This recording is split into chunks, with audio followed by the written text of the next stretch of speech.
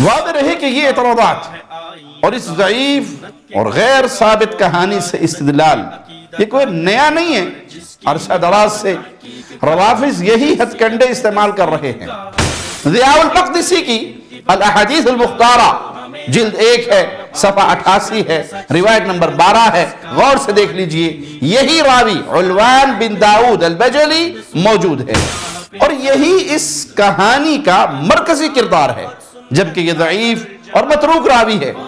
آئیے آپ کو تفصیل سے آگاہ کرے امام ابن شاہین رحمہ اللہ، جس کی خلافت کی اساس، جس کی خلافت کی ابتدا، کس سے بات اہل بیت النبوہ، اس کی خلافت کے وہ اپنی زبان سے کہہ رہا ہے اس کی خلافت کے مخالف ہیں۔ وہ ہو سکتا ہے بھائی، ہو سکتا ہے حضرت زہرا سلام اللہ علیہ سیدۃ نساء اہل الجنہ اپنے بابا کے وصی کے مخالف ہوں اور ان کے اپنے گھر میں جنگ کی تیاری ہو رہی ہے۔ بھائی یہ ہو سکتا ہے، یہ مسلمان تھے اہل بیت علیہ الصلوۃ والسلام، یا مثلا نستجیر باللہ کفار کے ساتھ ملے ہوئے تھے، ہو سکتا ہے ان کے بابا کا کوئی برحق وصی ہو اور وہ اپنے گھر میں جنگ کی تیاری کر رہے ہیں ابو بکر کے خلاف۔ او مشائخ مجھے جواب دینا، تو یہ واضح دلیل ہے۔ لیجئے ہم جواب دے رہے ہیں۔ اللہ کی رحمت سے صحابہ کے دفاع کرنے والے اہل السنہ اہل الحدیث زندہ ہے، اور جب تک زندہ رہیں گے ابن سبا یہودی کی ذریت کا تعاقب کرتے رہیں گے۔ متروک اور جھوٹے لوگوں کی گھڑی ہوئی یہ کہانی سرے سے دلیل ہی نہیں، کجا یہ کہ اس سے واضح دلیل بنایا جائے۔ السلام علیکم ورحمۃ اللہ وبرکاتہ۔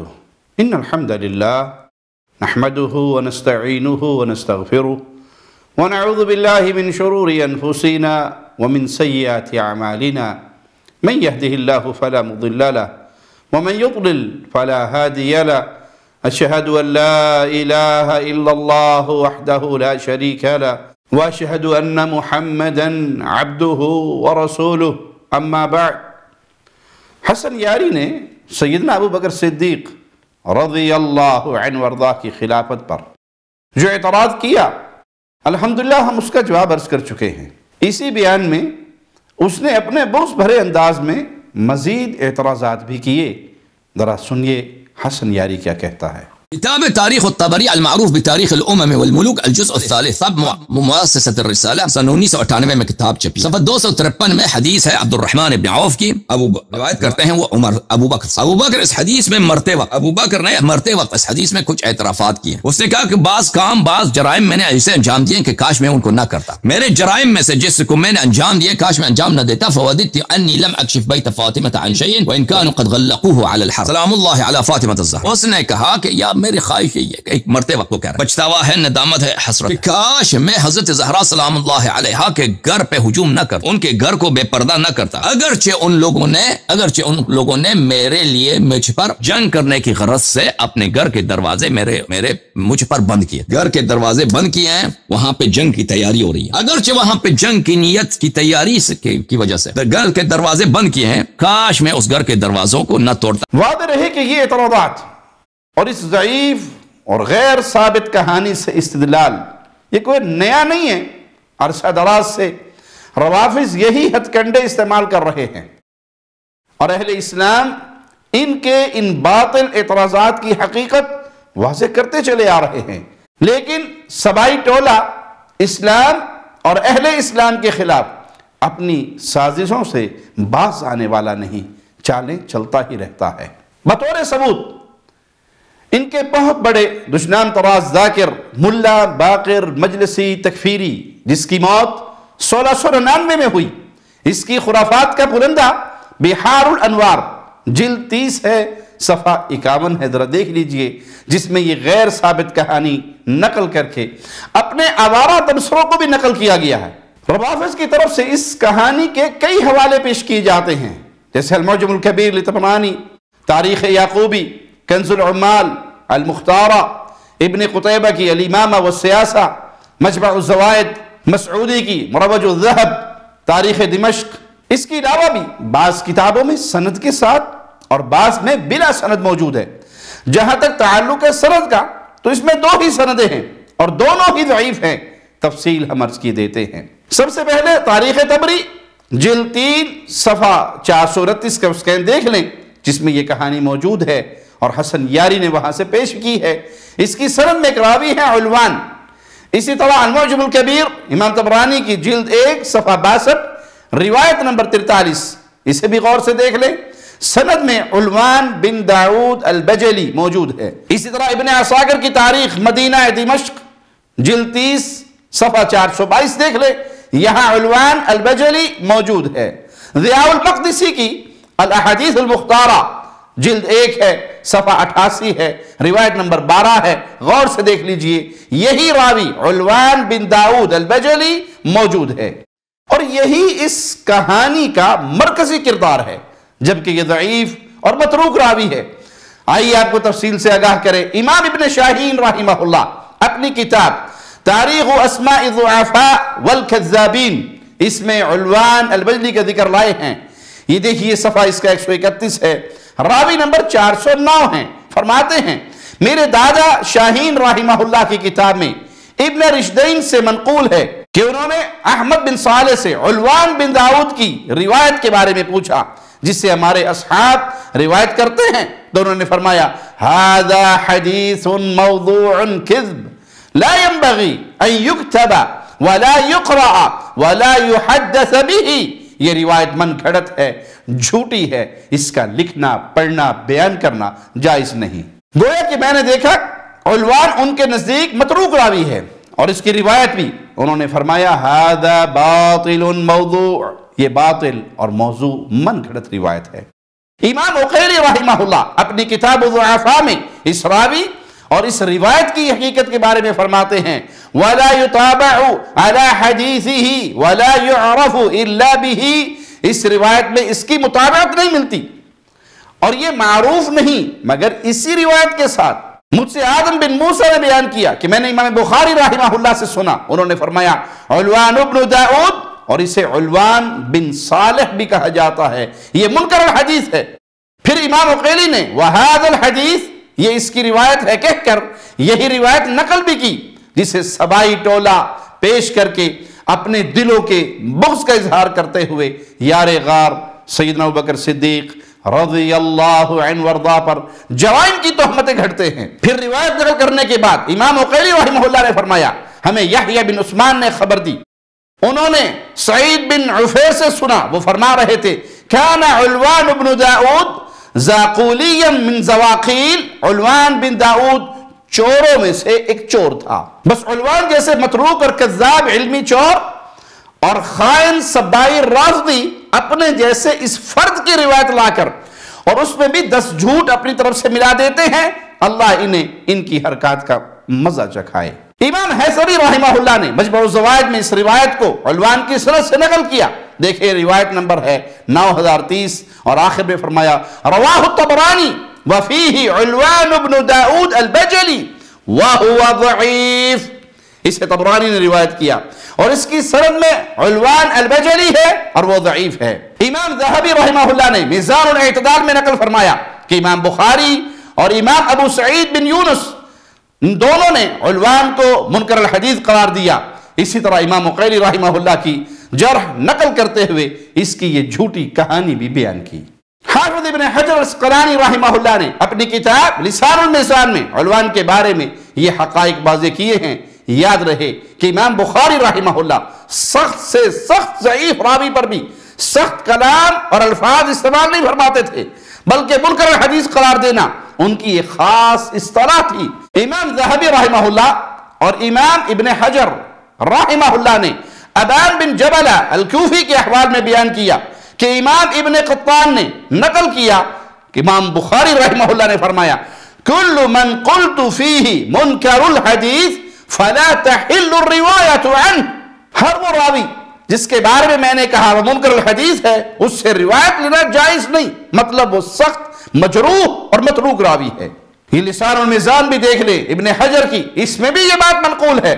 افسوس کی بات تو یہ ہے کہ سوشل میڈیا اور مختلف ویب سائٹس پر سبائی رافضی اپنے باطل پروپیگنڈے کے لیے اس کہانی کو پیش کرتے ہوئے مجموع الزوائد، میزان الاعتدال، لسان المیزان، عقیلی کی الضعفاء کا بھی حوالہ دیتے ہیں اور دعویٰ کرتے ہیں کہ اتنی سنی کتابوں میں یہ روایت موجود ہے۔ عبداللہ ابن سبا یہودی کی بد عادت پر چلتے ہوئے اس کی یہ روحانی نسل خیانت کرتے اس بات کو نظر انداز کر دیتی ہے کہ ان اہل علم نے ان کتابوں میں یہ بات بطور تردید نقل کی ہے، حقیقت حال واضح کرنے کے لیے نقل کی ہے، نہ کہ اس جھوٹی کہانی کو سچ مانتے ہوئے۔ یاد رکھیں کسی روایت کے صحیح ہونے کے لیے اس کی سند کا صحیح ہونا ضروری ہے، پھر چاہے وہ روایت صرف ایک ہی کتاب میں ایک ہی سند کے ساتھ کیوں نہ ہو، وہ صحیح اور معتبر ہوگی۔ اور اگر اس کی سند صحیح اور معتبر نہ ہو تو وہ 10 سندوں کے ساتھ 20 کتابوں میں موجود ہو یا ہزاروں کتابوں میں موجود ہو تو اس کی کوئی حیثیت نہیں، خاص طور پہ جب معاملہ نقل در نقل کا ہو۔ حوالوں کی کثرت سے دھوکہ نہ کھائیں، بات کے ثابت اور غیر ثابت ہونے کی طرف توجہ دیں۔ بعض سوائیوں نے اس روایت کو صحیح ثابت کرنے کے لیے دفاعی کوششیں بھی کی، جیسے یحییٰ دوخی نے اپنی کتاب ظلامت الزہراء میں لکھا کہ ابن حبان نے اس عنوان کو ثقہ قرار دیا، تو اس کے جواب میں عرض ہے کہ بلا شبہ امام ابن حبان رحمہ اللہ کتاب الثقات میں اس کا نام لائے، لیکن انہوں نے اپنی کتاب میں جو اصول بیان کیا اسے بھی نظر انداز نہ کیجئے۔ یہ دیکھیے جلد 1 میں انہوں نے لکھا ہے لِأَنَّ الْعَدْلَ مَنْ لَمْ يُعْرَفْ مِنْهُ الْجَرْحُ ضِدُّ تَعْدِيلِ فَمَنْ لَمْ يُعْلَمْ بِجَرْحٍ فَهُوَ عَدْلٌ إِذَا لَمْ يُبَيَّنْ ضِدُّهُ۔ چونکہ عدل وہ ہے جس پہ جرح معلوم نہیں، جرح جو کہ تعدیل کی ضد ہے، بس جس کے بارے میں یہ معلوم نہ ہو تو وہ عادل ہے۔ جب اس کی ضد واضح نہ ہو، اس قاعدہ ابن حبان سے بالکل واضح ہے کہ امام ابن حبان کے نزدیک جس پر جرح معلوم نہ ہو وہ عادل، لیکن جرح جو عدل کی ضد ہے وہ واضح ہو جائے، معلوم ہو جائے تو پھر وہ راوی عادل نہیں۔ امام ابن حبان رحمہ اللہ کے اس قاعدے کے مطابق انہیں جرح معلوم نہ ہو سکی تو انہوں نے اس کا ذکر کتاب الثقات میں کر دیا، لیکن دیگر محدثین پر اس کی حقیقت واضح تھی، اس لیے امام ابن شاہین نے امام احمد بن صالح رحمہ اللہ کا قول نقل کیا کہ اس کی روایت من گھڑت ہے۔ اسی طرح امام عقیلی، امام بخاری اور محدثین نے اس پر جرح کی۔ اس کے مقابلے میں ابن حبان رحمہ اللہ کے اکلوتے قول کی کوئی حیثیت نہیں۔ جب جرح واضح ہے تو علوان بن داؤد البجلی ابن حبان کے قاعدے پر بھی ضعیف اور مجروح راوی ہے۔ اسی طرح بعض روافض نے علامہ ضیاء الدین المقدسی کی الاحادیث المختارہ کے حوالے سے نقل کیا کہ انہوں نے اس روایت کو حسن قرار دیا۔ یہ 7ویں صدی کے سنی عالم ہیں، ان کا حسن قرار دینا بھی کوئی اہمیت نہیں رکھتا، جبکہ متقدمین محدثین اور ائمہ جرح و تعدیل عنوان کی حیثیت بیان کر چکے ہیں، تو اس کی موجودگی میں یہ روایت کسی طرح حسن نہیں بنتی۔ اصل اہمیت اصول کی ہے نہ کہ انفرادی اقوال کی۔ اسی طرح روافض کی طرف سے یہ عذر بھی پیش کیا جاتا ہے کہ بخاری مسلم میں بعض ایسے راوی ہیں جن کے بارے میں کہا گیا لہو مناکیر، تو علوان بن داؤد البجلی کا منکر الحدیث ہونا کوئی بڑی جرح نہیں۔ اس کے جواب میں عرض ہے کسی راوی کی چند ایک روایات کا منکر ہونا تو یہ واقعی کوئی بڑی جرح نہیں، لیکن راوی کا مستقل طور پہ منکر الحدیث ہونا یہ سخت جرح ہے۔ خاص طور پہ امام بخاری رحمہ اللہ کا کسی راوی کو منکر الحدیث کہنا، کیونکہ ہم پہلے ہی باحوالہ نقل کر آئے ہیں کہ امام بخاری رحمہ اللہ متروک اور سخت ضعیف راوی پر اس کا اطلاق فرماتے ہیں۔ اب آئیے اس روایت کی دوسری سند کی طرف۔ یہ روایت ابن عساکر کی تاریخ مدینہ دمشق جلد 30 صفحہ 417 پر ہے، اور اس کی سند بھی دیکھ لیں۔ سند میں ایک راوی ہیں ابو الحیثم خالد بن القاسم المدائنی کے لقب سے معروف ہے۔ اسماء الرجال کی کئی کتب میں اس پہ سخت جرح موجود ہے۔ اختصار کی خاطر ہم صرف امام ذہبی رحمہ اللہ کی کتاب میزان الاعتدال سے اس کی حیثیت واضح کریں گے۔ امام احمد بن حنبل نے اس کے بارے میں فرمایا لا اروی عن خالد المدائنی شیئا، میں خالد المدائنی سے کچھ بھی روایت نہیں کرتا۔ امام بخاری رحمہ اللہ نے فرمایا ترکہ علی والناس، علی بن مدینی اور لوگوں نے اس کو ترک کر دیا تھا۔ کیا معنی کہ محدثین کے نزدیک یہ متروک راوی تھا۔ امام اسحاق ابن راہوے رحمہ اللہ نے فرمایا کان کذابا، یہ کذاب تھا۔ امام ازدی رحمہ اللہ نے فرمایا اجمعوا علی ترکیہ، محدثین اس کے متروک ہونے پر ان کا اجماع ہے۔ امام یعقوب ابن شیبہ رحمہ اللہ نے فرمایا یہ صاحب حدیث وہ متقن تھا، ہمارے تمام اصحاب اس کے متروک ہونے پر متفق ہیں سوائے ابن المدینی رحمہ اللہ کے، وہ اس کے بارے میں اچھی رائے رکھتے ہیں، جبکہ امام بخاری رحمہ اللہ نے نقل کیا کہ وہ بھی اسے متروک قرار دیتے تھے۔ امام دارقطنی رحمہ اللہ نے فرمایا یہ ضعیف ہے۔ ابن ابی حاتم رحمہ اللہ نے بھی خالد المدائنی کو متروک قرار دیا، ابن معین رحمہ اللہ نے اس سے جو کچھ لکھا وہ سب جلا ڈالا۔ اب ایسے کذاب، جھوٹے، حدیثیں گھڑنے والے، متروک شخص کی باتیں اس جیسے جھوٹے ہی بطور حجت اور دلیل پیش کر سکتے ہیں۔ حسن یاری اگر سچا ہے تو پہلے اس کہانی کو سچ ثابت کرے۔ الحمدللہ سیدنا ابوبکر صدیق نے ایسا کچھ بھی نہیں کیا جس کی تہمتیں یہ سبائی رافضی صدیوں سے لگاتے چلے آ رہے ہیں۔ ابوبکر صدیق پر اور باقی صحابہ پر برے برے بہتان تراش کر ان کے ذمہ لگاتے ہیں، اس لیے لگاتے ہیں کہ ابن سبا یہودی کی اس ذریت کا یہ دھرم ہے، یہ اپنے دھرم کی پوجا کر رہے ہیں۔ اس کہانی کے بلبوتے پر حسن یاری نے جو کہانیاں گھڑی وہ بھی ذرا سنیے۔ جس کی خلافت کی اساس، جس کی خلافت کی ابتدا، کس سے بات اہل بیت النبوہ، اس کی خلافت کے وہ اپنی زبان سے کہہ رہا ہے اس کی خلافت کے مخالف ہیں۔ وہ ہو سکتا ہے بھائی، ہو سکتا ہے حضرت زہرا سلام اللہ علیہ سیدۃ نساء اہل الجنہ اپنے بابا کے وصی کے مخالف ہوں اور ان کے اپنے گھر میں جنگ کی تیاری ہو رہی ہے۔ بھائی ہو سکتا ہے یہ مسلمان تھے اہل بیت علیہ الصلوۃ والسلام، یا مثلا نستجیر باللہ کفار کے ساتھ ملے ہوئے تھے، ہو سکتا ہے ان کے بابا کا کوئی برحق وصی ہو اور وہ اپنے گھر میں جنگ کی تیاری کر رہے ہیں ابوبکر کے خلاف۔ اور مشائخ مجھے جواب دینا، تو یہ واضح دلیل ہے۔ لیجئے ہم جواب دے رہے ہیں۔ اللہ کی رحمت سے صحابہ کے دفاع کرنے والے اہل السنہ اہل الحدیث زندہ ہے، اور جب تک زندہ رہیں گے ابن سبا یہودی کی ذریت کا تعاقب کرتے رہیں گے۔ متروک اور جھوٹے لوگوں کی گھڑی ہوئی یہ کہانی سرے سے دلیل ہی نہیں، کجا یہ کہ اس سے واضح دلیل بنایا جائے۔ پھر سبائیوں کو اگر عقل ہوتی تو ایسی بیکار باتیں ہی نہ بناتے، کیونکہ ان کا تو باطل عقیدہ ہے کہ رسول اللہ صلی اللہ علیہ وسلم کے بعد نعوذ باللہ ثم نعوذ باللہ تمام صحابہ مرتد ہو گئے تھے سوائے 3 یا 4 کے۔ ارتد الناس بعد النبی الا 4، یہ روایت ان کی کتابوں میں موجود ہے۔ ثبوت دیکھنا ہے تو دیکھ لیجئے، یہ کتاب سلیم بن قیس کی روایت ہے۔ علم و تحقیق کی دنیا میں اس کتاب کی کیا حیثیت ہے، فی الحال ہم اس پر تفصیل میں نہیں جائیں گے، کیونکہ اس یاری کے نزدیک تو یہ من گھڑت کتاب بڑی اہمیت کی حامل ہے۔ اس کا یہ بیان دیکھیے۔ ابان نہایت ہی ثقہ ہے، کیونکہ مشائخ روات اس سے حدیث نقل کرتے ہیں۔ ہمارے مشائخ روات کتاب کافی میں، کتاب دوسرے کتب میں، تہذیب استفسار میں بہت بڑے بڑے معزز صحابی جو اصحاب اجماع میں سے ہیں انہوں نے ابان سے حدیث نقل کی ہے، ٹھیک ہے نا۔ تو وہ شیخ صرف شیخ کے کتاب میں ہے کہ ابان ضعیف ہے، اور وہ توضیح نہیں دیتا کہ ابان سے کیا مراد لیتے ہیں، آپ ضعیف ہے، ضعیف ضعف سے کیا مراد لیتے ہیں، ہمیں ان کے جملے کا نہیں معلوم، لیکن ہمیں معلوم ہے کہ ابان نہایت ہی ثقہ ہے، کیونکہ کلینی نے کہا کہ میں اپنی کتاب میں سے یہ حدیث نقل کروں گا، اور اس کے بہت سارے احادیث انہوں نے نقل کی ہے، اور اس طرح بہت سارے جو معزز روات تھے وہ ان کے شیوخ ہیں، ان کے استاد ہیں، تو یہ ان کی توثیق کے لیے نہایت واضح بات۔ تو اس معتبر کتاب میں لکھا ہے صفحہ 162 پر، سلمان فارسی رضی اللہ عنہ نے کہا، سیدنا علی نے فرمایا، ان الناس کلہم ارتدوا بعد رسول اللہ صلی اللہ علیہ وسلم غیر 4۔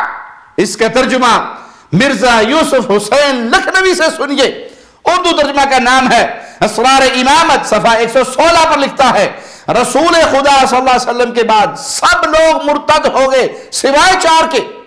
اب جب روافض سبائیوں کے باطل خیال کے مطابق ٹوٹل 4 افراد ہی رہ گئے تھے، ان 4 افراد نے مل کر بھلا کیا نقصان پہنچا لینا تھا کہ وہ جنگ کی تیاری کرتے اور ان کے خلاف ابوبکر صدیق کو ان کا گھر تباہ کرنا پڑتا، اور ان لوگوں کی جھوٹی کہانیوں کے مطابق نعوذ باللہ ثم نعوذ باللہ گھر کو بے پردہ کرنا پڑتا۔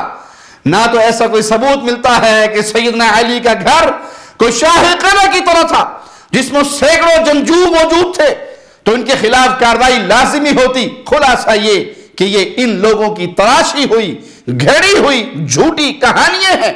اس کہانی کو طول دیتے ہوئے حسن یاری نے کہا، یہ خود ابو بکر کا اعتراف ہے، اہل بیت علیہ الصلوۃ والسلام اس کے خلاف عسکری اور ملٹری تیاری کر رہے تھے اپنے گھر میں، اور انہوں نے ان کے گھر پہ حملہ کیا، اور یہ اس باب سے بچتا ہوا ہے کہ کاش میں حملہ نہ کرتا۔ ہم کہتے ہیں یہ ابوبکر صدیق رضی اللہ عنہ کا اعتراف نہیں، بلکہ متروک راویوں کی گھڑی ہوئی افسانہ اور جھوٹی کہانی ہے۔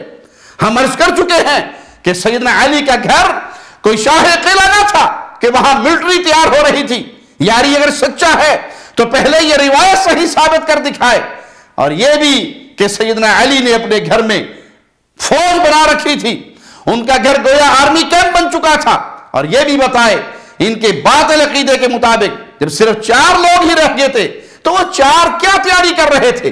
اس طرح کی بعض مزید خیالی باتیں بھی اس نے کر رکھی ہیں. انشاءاللہ آئندہ اس کی ان باتوں کا جواب عرض کیا جائے گا.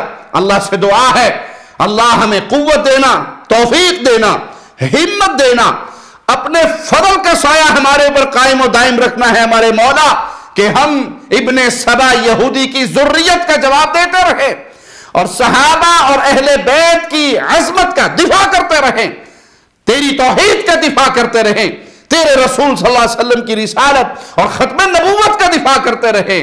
اے خالق کائنات، اے مولا و مالک، اسی نوکری کو قبول فرما کے اپنی رحمت سے، اپنے فضل سے، اپنے کرم سے، بغیر عذاب کے، بغیر عقاب کے، بغیر کسی حساب کے، اپنی رحمت سے جنت الفردوس میں رسول کریم صلی اللہ علیہ وسلم، آپ کے پیارے صحابہ اور آپ کے پیارے اہل بیت کا پڑوس ہمیں عطا فرمانا. اقول قولی ھذا واستغفر اللہ لی ولکم ولسائر المسلمین. ہر لمحہ قرآن اور سنت کا ترجمان، فضیلت الشیخ توصیف الرحمان.